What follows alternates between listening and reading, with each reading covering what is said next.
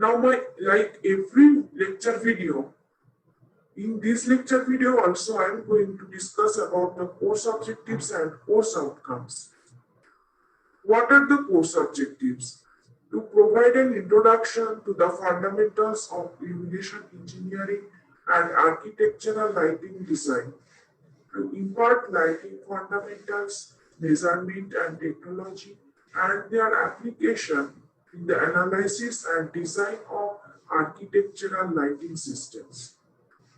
In the outcome-based education system, each course has some course outcomes. Similarly, illumination engineering course has some course outcomes also. So after completion of this course, students will be able to understand the need of illumination and learning the physics behind various luminous sources, other terms and units. They can identify the criteria for the selection of lamps and lighting system for an indoor or outdoor space. They can be able to perform calculations on photometric performance of light sources and luminaires for lighting design. They can be able to evaluate different types of lighting designs and applications. So these are the course outcomes for illumination engineering.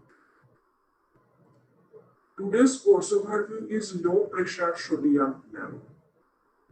So in the previous lecture video, I have discussed about the HPS lamp, that is high pressure sodium vapor lamp, and now I am going to discuss about the low pressure sodium vapor lamp, which is another important part of our artificial light sources. Since its commercial introduction is 1932, the low pressure sodium lamp is consistently maintained its inviolable position as the most efficient light source available. In recent years, increasing competition from other digital lamps is resulting in a slow decline in its market, but it continues to be specified for new installations also. Okay. A low-pressure sodium vapor lamp is termed as miscellaneous discharge lamp as it possesses some characteristics of high-intensity discharge or HID lamps, as well as it resembles fluorescent lamps in other areas. Basically, an low-pressure sodium vapor lamp is a gas discharge lamp that uses sodium in an excited state to produce light. The low pressure sodium vapor lamp is also known as LPSV lamp, and also it is known as SOX lamp. Next, basics of LPS. The low pressure sodium vapor lamp was the first sodium lamp to be developed. It is known by its signature monochromatic yellow color. It is mostly used in Europe since it did not appear in other markets due to its poor CRI or color rendering index. It is among the most efficient lamps in the world because it uses all the current it gets to create light at the most sensitive color frequency to the human eye. Okay, the LPS lamp is also called a SOX lamp. So here SO for sodium. The LPS lamps have been used widely for street lighting since the 1930s because of their efficiency, and it is measured in the lumens per watt. And it is also used for the ability of their yellow light to penetrate fog. So that is a very important characteristics of low pressure sodium lamp. Next, LPS development and inventors. Low pressure sodium vapor lamps were invented first in 1920 by Arthur H. Compton as at Westinghouse. The first lamp was a round bulb. This is the Compton's LPS lamp. It looks like a round bulb with two electrodes on each side. The solid sodium metal remained on the bottom center of the bulb. Okay? When heated up the metal, it would vaporize and the lamp would glow yellow. The problem with Compton's models is that the highly corrosive sodium would attack and blacken regular silica glass. Marcello Pirani led the next major advancement in the low-pressure sodium lamp in 1931. Next, in 1932, the first sodium lamps for commercial sale were made by Philips. Later developments include integrating the outer vacuum jacket as a bulb with the inner discharge tube inside, therefore eliminating the separate outer jacket and improving insulation properties. Indium tin coating on the inside of the outer jacket to reflect infrared waves back to the bulb and keeping it warmer, and that's why it can improve the reliability in cold weather. Next, the construction details. So in this picture, we can see the total construction of the LPS lamp. Okay. First, the outer envelope. So in this picture, we can see this is the outer envelope of the lamp. Okay. The outer envelope is made of borosilicate glass. Next, the inner surface of the outer bulb or outer glass case is coated with indium oxide. Okay. So the inner part is coated with indium oxide. This heat reflective coating of indium oxide allows visible light to pass but reflects infrared radiation back inside the tube, and that's why both the light output and the temperature inside the tube will increase. So this is a very important characteristics of the indium oxide because it can allow the visible light to pass but reflects infrared back inside the tube, and that's why the temperature of the tube will increase and light output of the tube also increase. The arc tube of the LPSB lamp is made of glass. This is the arc tube. Okay, and it is made of glass and bent in the form of U shape. And in order to increase the length of the arc, okay, so this is the arc tube and it is bent. This is the arc tube and it is bent in the form of U shape. Okay, and this is the upper support. Next, the arc tube is supported at both ends. That means this end and this end. This is the lower support. Okay, and here cathode is present. The arc tube contains a mixture of metallic sodium and inert gases argon and neon. So in the middle portion of the arc tube, this is the arc tube. So in the middle portion of the arc tube, argon and neon gases are present. And also metallic sodium also present. These are the metallic sodium. Okay. This is the cap by which it can be attached with the holder, and this is the total stem. This is barium gator, and the sodium resistance seal is present here.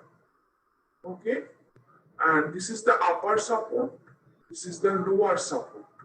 Okay, and in this lower support the total tubular portion is attached, and a heat reflector is connected in the upper portion of the valve, and this is the IR coating is present. Okay, because the glass is coated with the indium oxide, and this is the infrared coating because it allows the visible light to pass but reflects infrared radiation back inside this lamp, and that's why the temperature and light output will increase. Next, the electric current is supplied via thermionic electrodes at either end, which are similar in construction to those of the low pressure mercury fluorescent lamp, but of somewhat heavier construction on account of the higher lamp currents. The discharge tube requires thermal insulation to ensure a high lamp efficacy, and it is provided by mounting it inside a secondary outer bulb. It is evacuated to minimize thermal conduction and convection losses, and in the more modern lamps, it is coated on its inner surface with an infrared reflective film to minimize radiated heat loss. The outer bulb is equipped with either a bayonet or pin-type cap to ensure the correct alignment of the discharge tube in the optical system of the luminaire. So in this picture we can see the arc tube is glowing, and here some sodium vapor is present, just starting to glow on edges first. These are the anode and cathode here present. That means two electrodes are present here. This is the arc tube. This is the sodium metal, still in solid in these bars. Okay. Next, neon gas is present. It has the red color, and it is the first to light. Sodium vapor just starting to glow on the edges. Here, the glowing is started. So, this is the startup stage of LPS lamp. Next, the operation process. The basic operation of the LPSB lamp is similar to other gas discharge lamps in a sense that an arc is passed through a tube containing a metallic vapor. A starting gas is also required, which is generally a mixture of inert gases argon and neon. The operation is explained step by step in details below. First, electric power is given to the lamp and it is energized. This is the first step.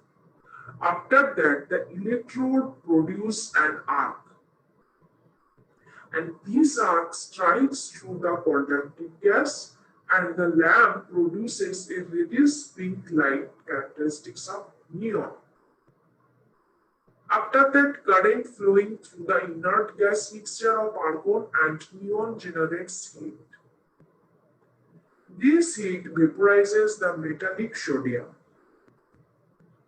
With the passage of time, the quantity of sodium in the arc stream increases, and this produces the characteristics monochromatic yellowish color near about at a wavelength of 589 nanometer, because the yellow color has the wavelength of 589 nanometer.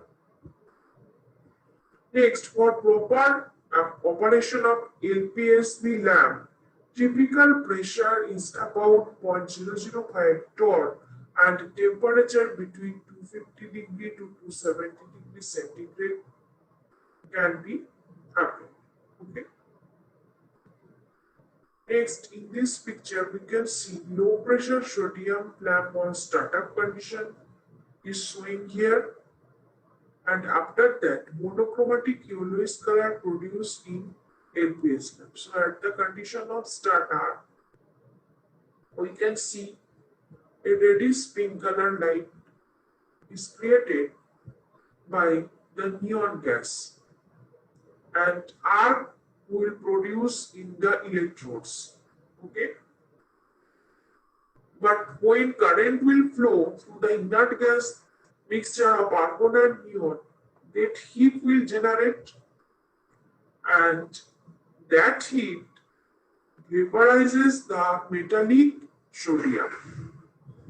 And when it will happen, then the color will changes from reddish pink to yellow, which has the wavelength of approximately 589 nanometer.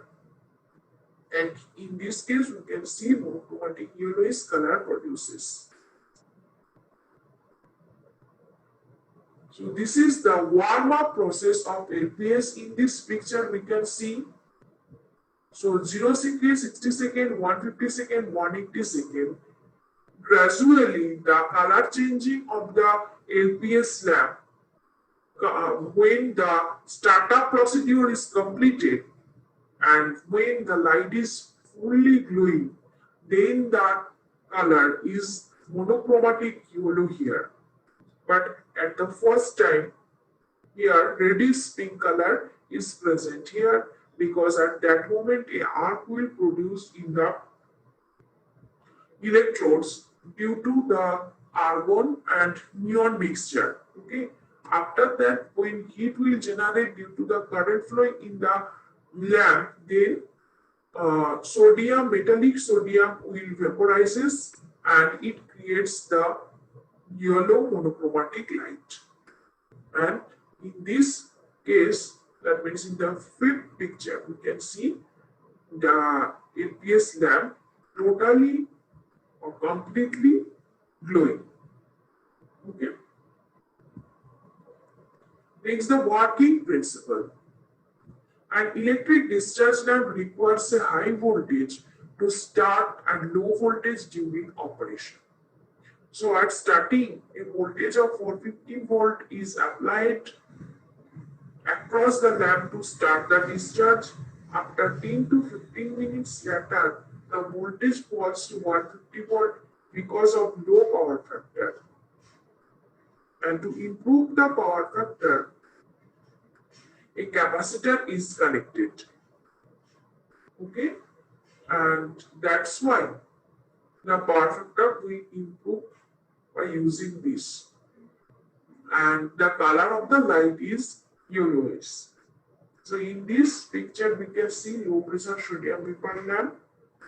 These are two electrodes. This is the arc tube, and the outwards a plus or the total envelope is present, which is made of the glass, and it is called as double wall glass because the inner side is also coated.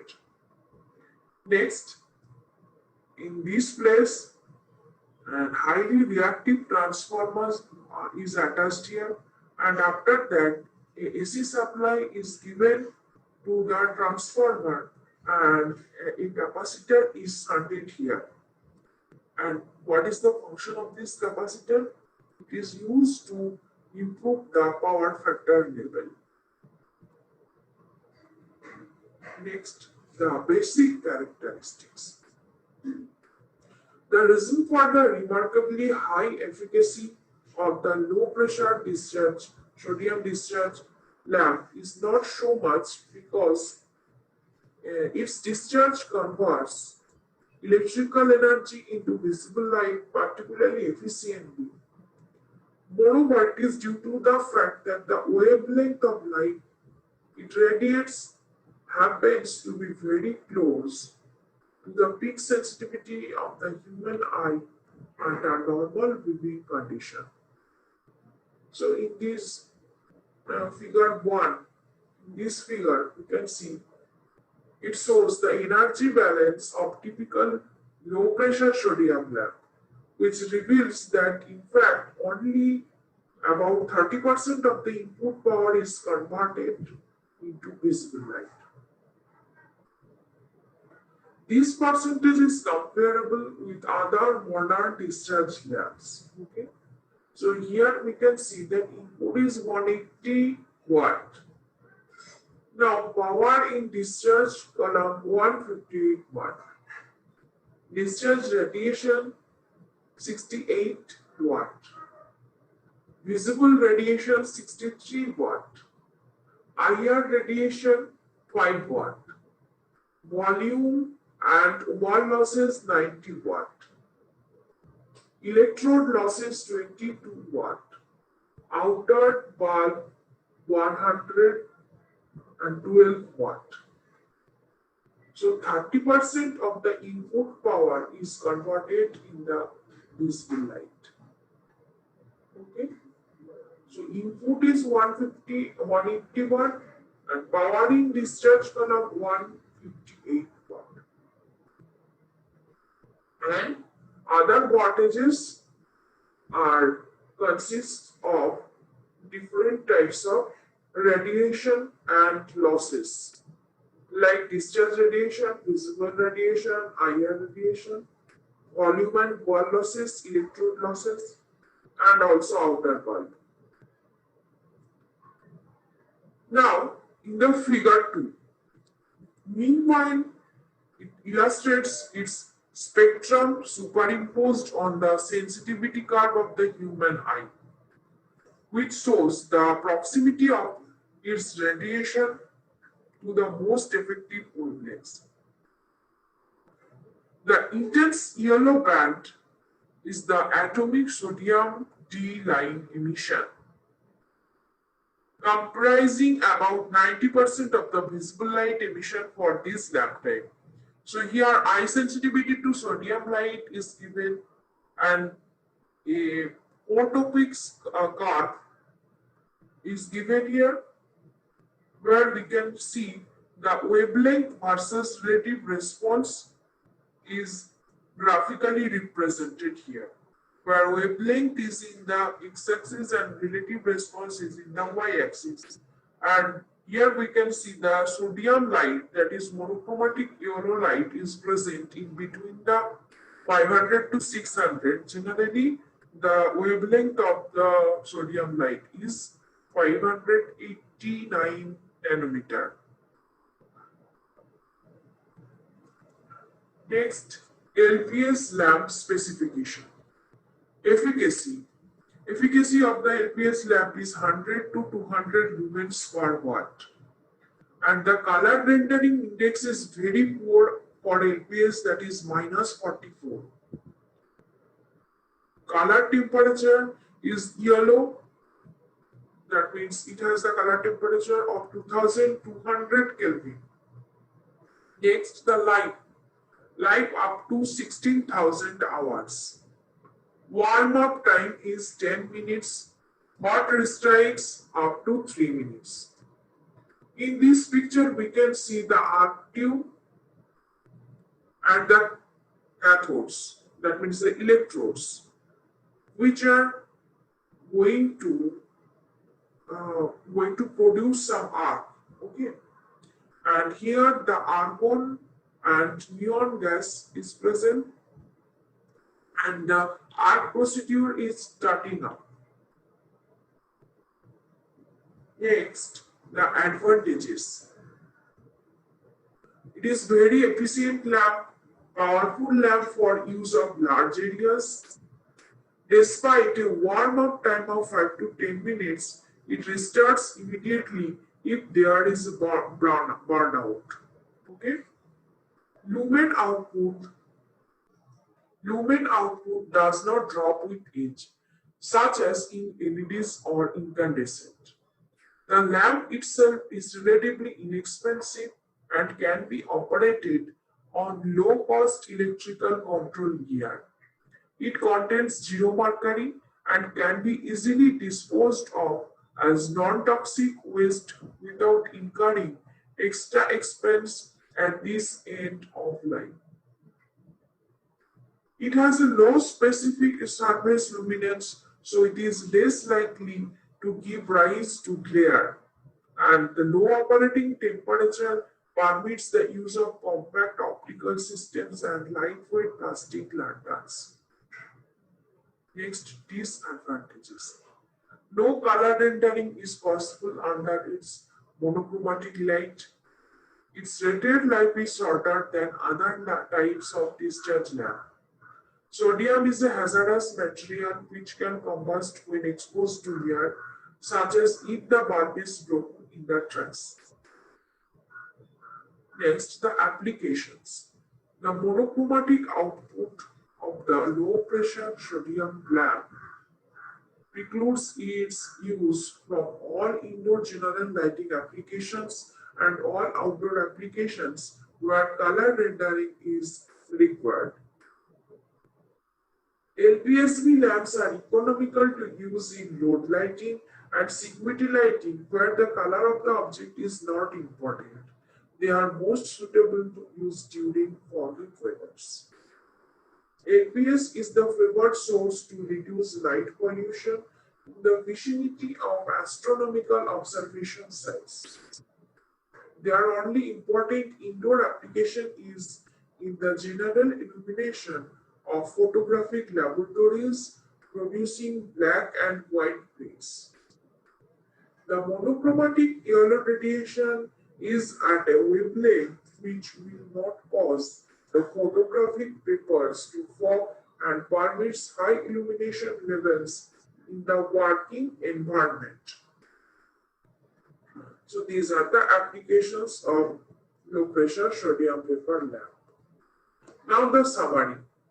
It consists of introduction, basics of LPS lamp, development of LPS and inventors, construction details, operation process, warm-up process of LPS, working principle of LPS, basic characteristics, LPS lamp specification, its advantages and disadvantages, and also its application. Next, these are the references for future use. You can get some help from these references. Next, an assignment is given to you.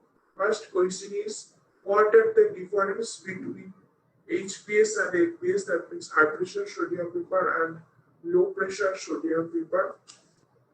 Try to write down by yourself. Because already in the previous lecture video I have discussed about the HPS lamp, and now I'm discussing about the LPS lamp in this lecture video. From this lecture video you can get some help, so try to solve it by yourself. Next, why do LPS lamps blow blue noise? Basically the LPS lamp, that means low pressure sodium vapor lamps, has the sodium gas which emit photons and have a yellow, orange and red streak of light. And after vaporization, the light turns yellow. Okay, because when metallic sodium vaporizes, then it turns into the yellow color. Next, where are low pressure sodium lamp used? Low pressure sodium lamps are used generally in case of outdoor lighting and street lighting. Okay. Next, what is the efficacy of LPS lamp? Efficacy is generally 180 lumens per watt. This is the efficacy of LPS lamp. Now, thank you for watching the lecture video. So complete the assignment by yourself and follow the references and also the lecture video. Thank you so much for watching.